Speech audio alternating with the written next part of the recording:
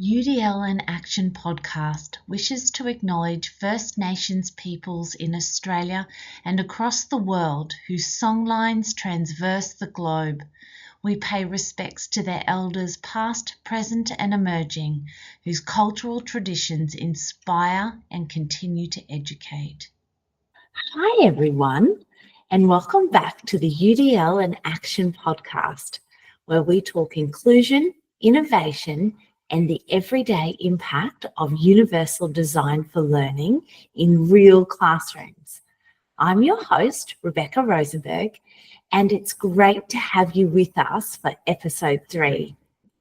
This podcast is all about staying grounded in real practice. We take questions from educators who are working in schools right now, designing for diversity and looking for practical, sustainable strategies to make inclusion work. And as always, I'm joined by my co-host, someone who lives and breathes inclusive design, Rhonda Laswell from Bartholomew Consolidated School Corporation in Indiana. Rhonda, welcome back. Thank you. It's so good to be here again. This is so exciting. It is. Yes, well, today's questions come from a school leader here in Queensland, Australia, actually. She's the principal of a special school for students in years 7 through to 12 with around 200 students. Her questions reflect a really exciting opportunity and a real responsibility as they prepare to move into a brand new classroom block later this year. Here's the first question she's asked. How have schools used the UDL guidelines to design inclusive classroom and school environments?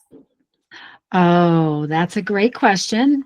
And it's one that I love to talk about because when you think about universal design for learning, the first thing you have to really think about is the space physically, right? Then the space socially and emotionally, and then instructionally. So when you think about space in general, the physical space is just as important, right, as the emotional and social and the instructional space.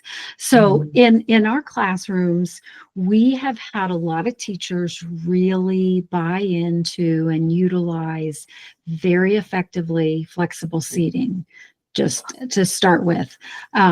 That has been super powerful, and they've seen great gains with that.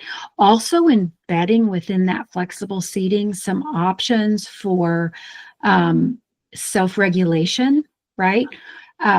Whether it be bands on the foot pieces of the desks or fidgets out and that sort of thing. Another important piece to the environment is lighting.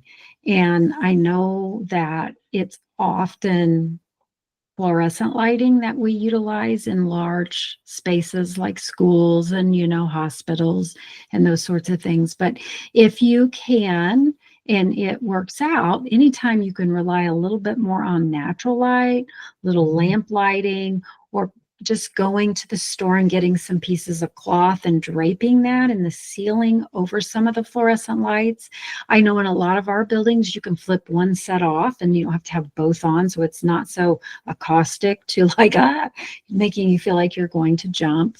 And another powerful piece to the physical is accessibility to all of the learning tools and pieces, not having to ask permission to pencil sharpen, to get a Kleenex, to get supplies, to get scissors, having everything on their level, having it labeled in more than one language. Think of it this way. Think of it as their classroom and not your classroom. And if you go into the design as the student, it will allow you to set that space up in a way that's much more inviting to the student. And when the student feels like they belong there and that it's their classroom, you're already a step ahead, right? Because they're feeling that ownership. Now, I'm wondering, when you were talking about the stationary stations and that sort of thing, how would you see that set up? Because sometimes that might be a platform for students to think, oh, well, to avoid work or to avoid the task that they've been asked to do, they'll get up and repeatedly sharpen their pencil, or they'll get up and repeatedly grab a tissue or a Kleenex, as you said. Would you suggest a stationary station that's at the side of a room, or would you think like caddies in the middle of desks is a better way to go? So it depends on the age. Yeah. Sometimes some is more age appropriate than others. Obviously, kindergarten, first grade, you don't want everything out at the beginning of the school year. You want to bring things out, and then you want to teach them how to use them. Then you need to teach the expectations for using them. And they also need to understand, if I don't use this appropriately, then I lose that privilege. I can give you a perfect example. When I taught 7th grade science, I had caddies in the middle with different things. And then we had chairs with rollers on them. And you bring kids into middle school in 7th grade, and they've come from being in one room with one teacher all day. And now all of a sudden for 55 minutes, they can slide across the room, right? So as part of my initial work on introducing them to tools, I said, your chair is no different than a ruler or anything else. It's here to help support you in your learning. Some of you may want it up. Some of you may want it down. You want to be able to slide over and work with a partner. I said, so here's how it works. I'm going to give you 5 minutes. You get to fidget with this chair, move around, learn how it works. Then after that, each day when you come to class, you get 30 seconds to adjust your chair. And if you cannot handle that responsibility will be handled for you.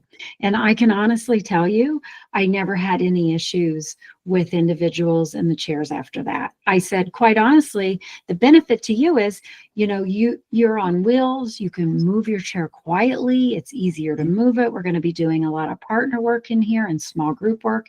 And if you do it in a way that's respectful of them and puts them in a position where they feel empowered, the response is much, much better. And again, it's that gradual release. So when you're providing them with tools and resources, you talk to them about why you're giving them that responsibility, and you bring those out one at a time. And you may even need to post the expectations, right?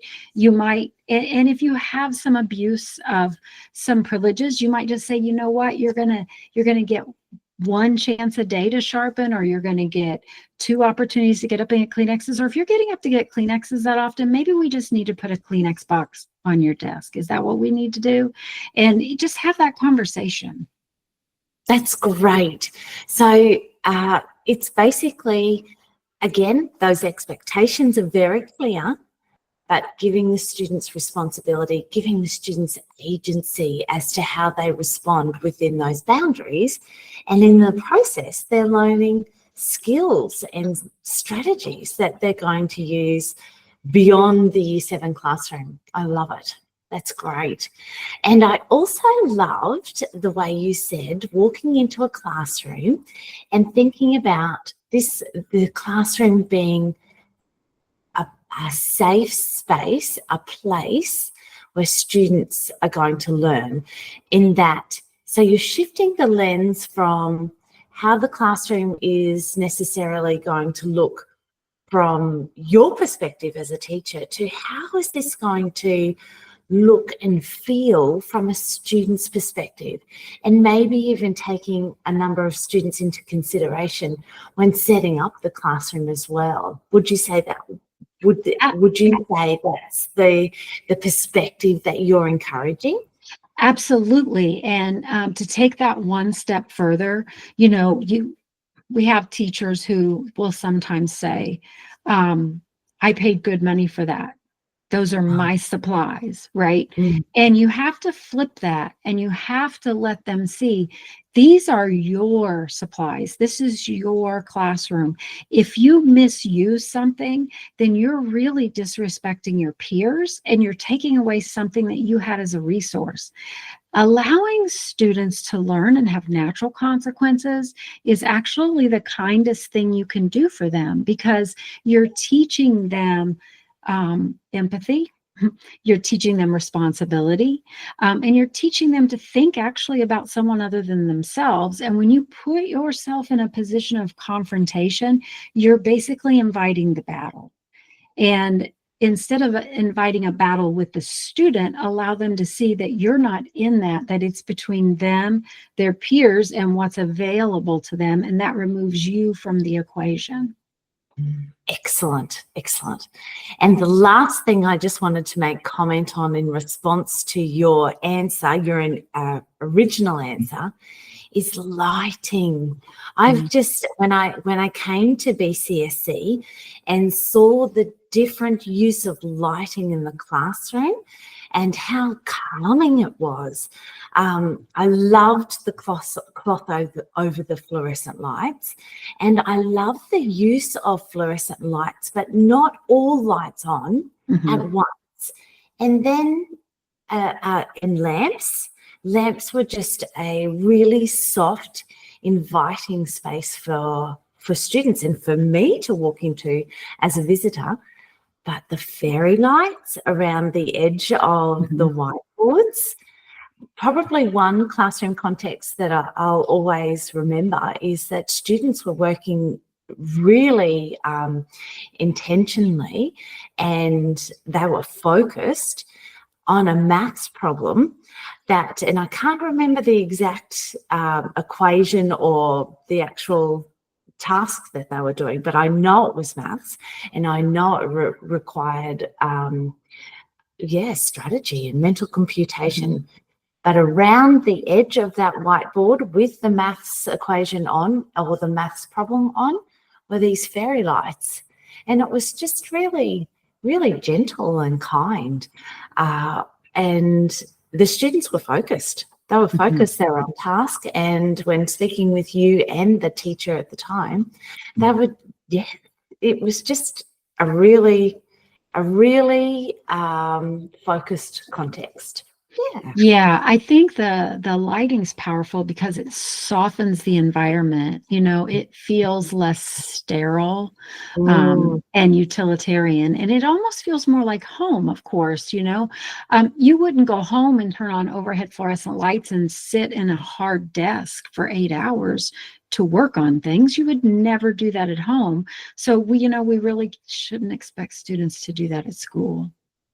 And yet we do. And I remember I remember you also saying about fluorescent lights, that they can make a sound and they also flicker. So for our students with additional sensory needs, that can be really overwhelming as well. Absolutely. That high-pitched buzz can be a problem. And then again, for students who have sensory issues, or it can even trigger migraines for some of our kiddos. So yeah, I think it's very important to think about, at least try to make some modifications to your lighting if you can. Yes, yeah. Or just even consider it. Yes. Again, different lens. That's excellent. Thank you. Okay, so the next question we have from this amazing principal that shared questions with us today is, by the end of this year, so for us, Rhonda, that's November, December, their school will have a new 4-classroom block with internal hallway space. They will also have input into soft furnishings, lighting, which we just discussed, floor covering, breakout spaces, outdoor and indoor. Using the UDL guidelines, what would your considerations be in this situation? Okay, so it sounds like this is going to be fantastic because you're going to have all of these spaces that will be able to be utilized in different ways. Not only are they flexible spaces, but within that, then there's even more flexibility because it sounds like you've got flex space plus you've got flex furniture. So I think the most important thing to do at the beginning is to make sure that there is a large focus on what the expectations are for each space. So I would do a location matrix. And what I mean by that is, what does it look like to be respectful in this location, to be responsible and to be safe, and have the students come up with what those are, and then have posters made that remind them when they're in that space what the expectations are. And then I would also have a conversation with them as well about what they really want to use some of those spaces for, because that's really important. They may look around and say, well, we would really like to have this space be a more quiet, maybe, independent space. We want this space to be a more community space. We want this space to be a more partner space, and make sure that you're also attending to voice levels, because that's really important too.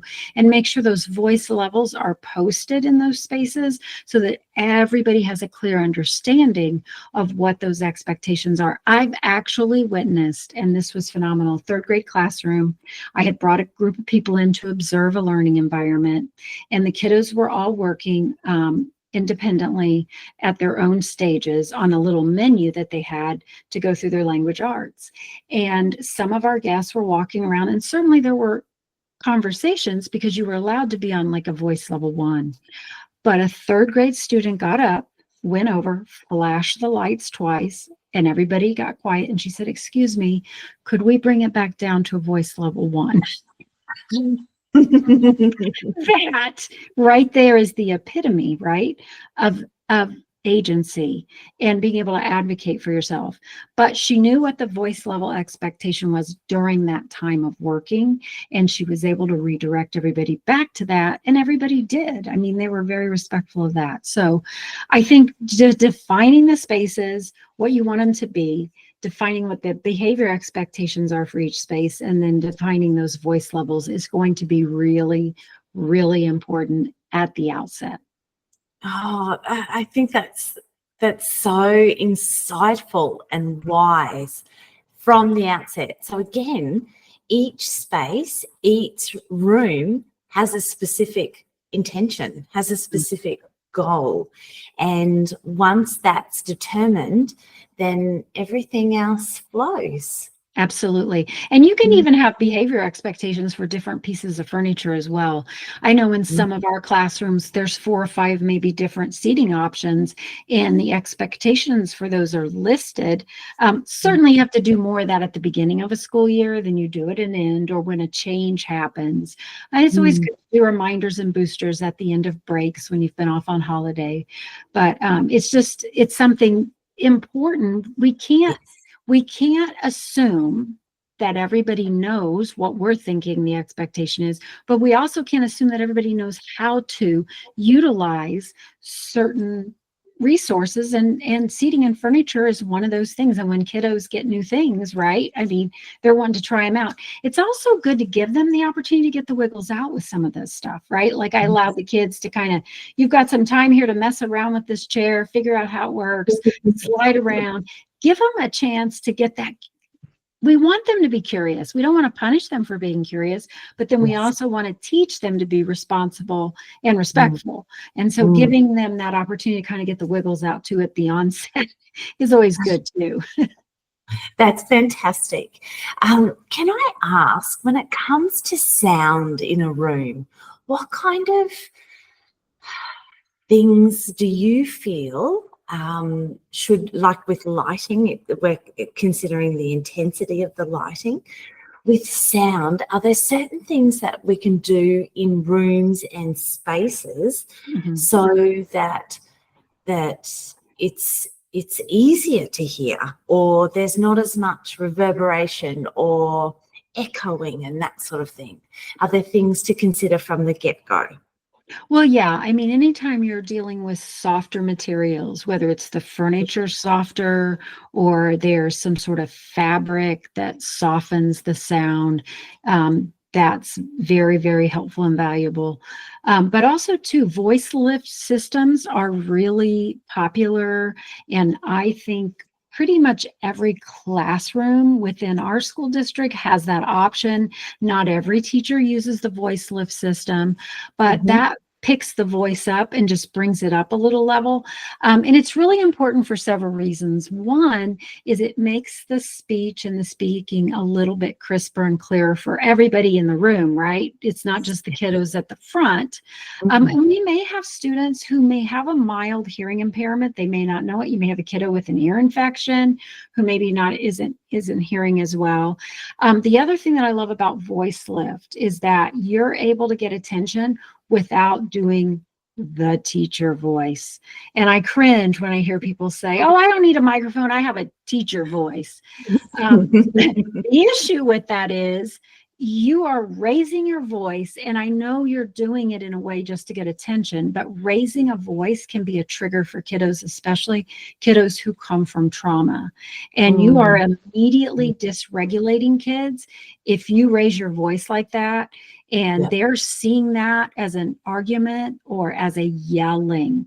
And Yes. it's amazing to me that kids will say, "Why were you yelling at me?" And teachers will say, "I wasn't yelling at you." Um, but it doesn't matter if you don't think you were yelling. If they felt yelled at, then Mm. it triggers their system and it dysregulates them. And Okay. once that happens, you've lost them instructionally and they're now operating out of emotion. And so, Mm. yeah, sound can be really, really important. That's why voice levels are important. I would highly recommend voice lift systems. They also make little speakers that go with a voice lift system. If you don't have them in your ceiling, you can just put them like in the corners of a couple room or on a couple of desks as well. But the voice levels are really important. And then if you do need to work with a small group of kiddos, get on their level. Don't Mm. stand over to speak. Come down to their level, talk directly out, and that way everybody can hear a little better. And if you have those voice level expectations for different locations, that really helps you to be able to work in a room with different things going on. Great. So voice lift systems, are they like sound field systems where teachers use a mic, or Yeah, like a lapel, and then it goes, the speakers enable the sound to be a lot more clear? yes. So a voice lift system ties into the actual system you already have. So for example, if you already have an LCD projector and you Okay. already are able to play a video through your device, then the Mm. voice lift system plugs into that system and it uses whatever speakers you would use if you're showing a video or a movie or a film or something like that. And so you're not adding anything other than the device itself. And they make them where they just hang around your neck. They're about like this. And the other Yes. beautiful thing about that is when you're going around and having groups report out, you can pass that around and then the kids can use it as well, right? And then everybody can hear, because sometimes it's hard to hear if you're in another part of the room or everybody's in groups what they Yes. came up with in their group. But if you use that and pass that around, if that just again becomes part of the expectation, it's part of the Mhm. learning culture, then you just use it appropriately and it just happens because it's part of the learning culture. And I think also when you have a visual like that, it encourages students to stop and recognize and respect even that this peer, this person, whether it's the teacher or the person next to me or the person across the other side of the room, has the mic. It's their turn to speak. I need to wait and be respectful. Right, like And having a talking stick, right? So if you're sitting in a group and you're having a circle meeting and you have the expectation that only the person with the talking stick can talk, and that's how mm, you do your morning meetings, then when you use something like this device for group support out, they're not going to see that any differently, right? They're going to see that as someone has something, so it's time for me to be quiet and listen. Yes, absolutely, for sure. That's fantastic, fantastic. There's lots that you have shared with us to take into consideration today, and that's everything from lighting, in different types of lighting, including natural lighting, and the benefits of that, as well as sound and things that we can do to incorporate within our spaces, as well as expectations of use of different types of flexible seating, different types of opportunities, which is wonderful. That's great. Thank you. Thank you. You've shared so many grounded ideas, Rhonda, once again. Before we wrap up, though, what's one message you'd like listeners to take away from this episode? I think it is to start small and find small things, small steps that you can make, because those small steps all add up together. A perfect example of that is we have teachers who will go to like a garage or yard sale, buy a coffee table, paint it a really cool color, and then put some pillows around it, and then kids can sit at that on the floor. That becomes flexible seating. So don't feel like you've got to go to your administrator and get some huge budget and change everything at once. If you can only add one or two things, add one or two things. If you can only get a lamp and turn half the lights off for a while, see what kind of impact it has on engagement and on learning, and just slowly begin to think about those things one baby step at a time. Great. And slowly think about, if you were the students in your class, what would be especially inviting? I love that shift of the lens that you gave us again. Absolutely. It's their room, not yours. It's just a different perspective that we can then build on, one step at a time, like you said. That's great. So well said, Rhonda. A big thank you to our principal colleague for these thoughtful questions. And thank you to all of you who are listening and doing the work. If today's episode sparked ideas or questions, we'd love to hear from you. You can email us at udl.in.action.podcast@gmail.com. And don't forget, show notes and practical tools are always available. Just send us an email and we'll get back to you. Until next time, though, keep designing for possibility, not predictability. This has been the UDL in Action podcast. Subscribe, share, and keep the conversation going. We'll see you next time. Bye for now. Toodaloo.